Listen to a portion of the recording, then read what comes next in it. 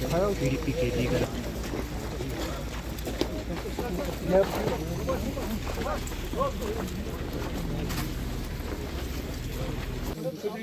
مدد تہِ ٲسٕس نا اَنٕنۍ یوٗرۍ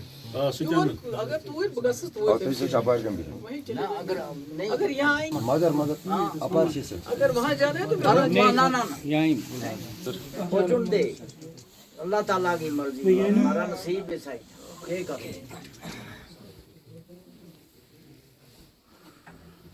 جد بھی وہ غریب نہ زوال راگیر کوئی چلتا ہوئے اس نہ زوال آ بس چاہتے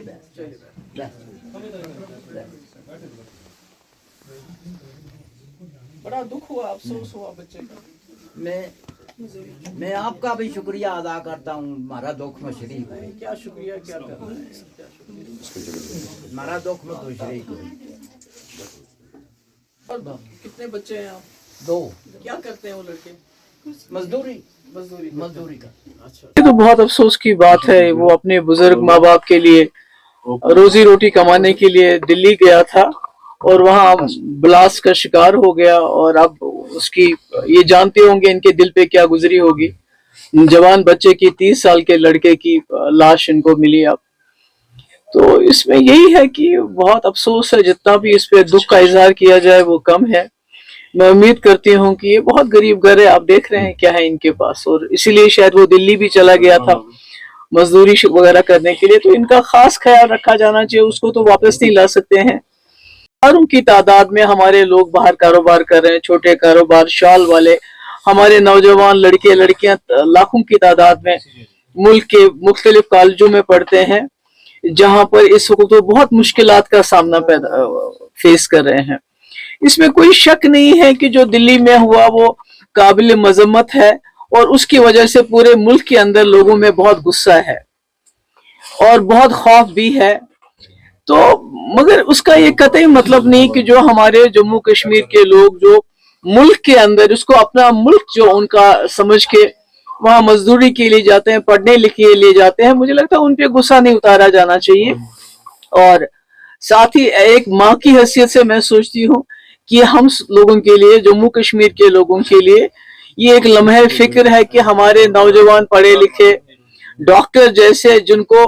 اس قوم کی خدمت کرنی چاہیے ایک اچھی زندگی بسر کرنی چاہیے وہ اتنا خوفناک راستہ اختیار کر رہے ہیں اتنا خطرناک راستہ اختیار کر رہے ہیں وہ موت کو ترجیح دے رہے ہیں زندگی کے بجائے تو ایسے میں مجھے لگتا ہے جو ہمارے علماء ہیں جو ہمارے مذہبی لیڈر ہیں جیسے میر وائس صاحب ہیں جیسے رحمت اللہ صاحب ہیں اور بھی جتنے لیڈر میں کتنوں کا نام لوں ان کو سامنے آ کے اس پہ بات کرنی چاہیے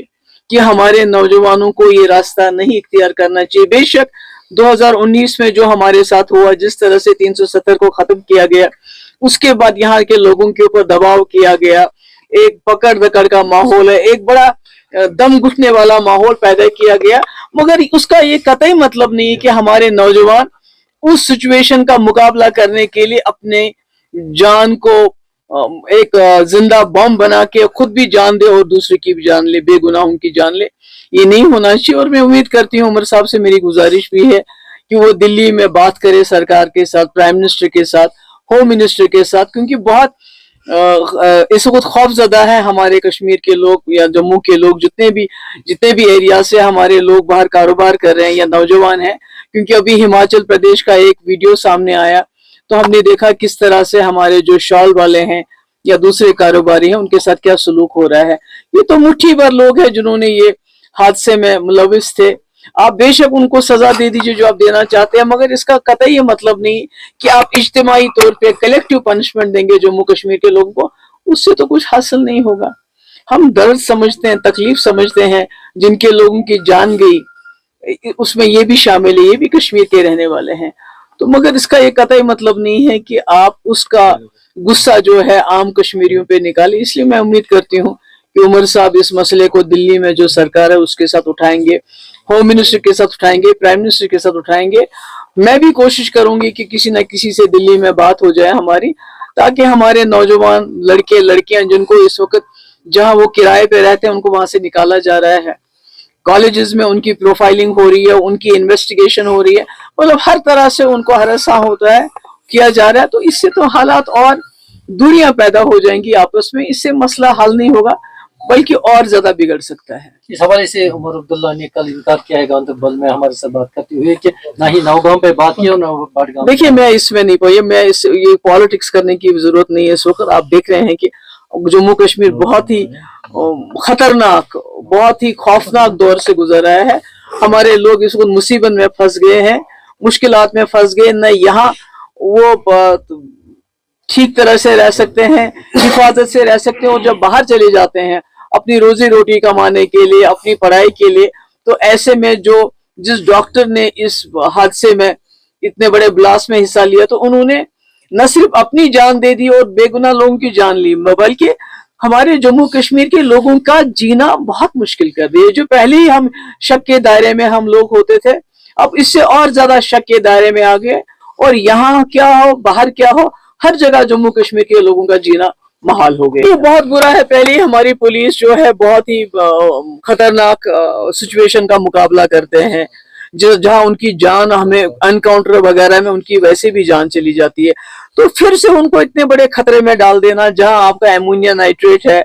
जिसको आपने पहले इतनी दूर फरीदाबाद से लेके आए, कैसे लेके आए, किस तरह लेके आए मुझे नहीं मालूम, पर उसके बाद सिविल नायब तहसीलदार और आपका दर्जी बाकी सिविलियन को लेके और पुलिस को भी लेके भी, जो ऑलरेडी इतनी मुश्किलात का सामना करते हैं, उनको इस काम के लिए करने के लिए बोला, जो काम उनका एक्सपर्टीज ही नहीं है, जो काम वो कर ही नहीं सकते हैं। तो इतना बड़ा हादसा हो गया। मैं तो कहती हूँ कि इसकी इन्वेस्टिगेशन होनी चाहिए, क्योंकि एक अभी वहां हमारे दिल्ली में 15 लोग चले गए, जिसमें हमारे ये बिलाल साहब भी थे, और यहाँ हमारे 9 लोग चले गए। तो मुझे लगता है जम्मू कश्मीर इस वक्त बहुत बहुत मुसीबत से मुतालबे की क्या बात है, जो इनका तो लख्त जिगर चला गया है। कोई भी दुनिया का कोई कंपनसेशन इनके बेटे को वापस नहीं ला सकता है, मगर जो सरकार को जो करना है, न सिर्फ यहाँ की सरकार को,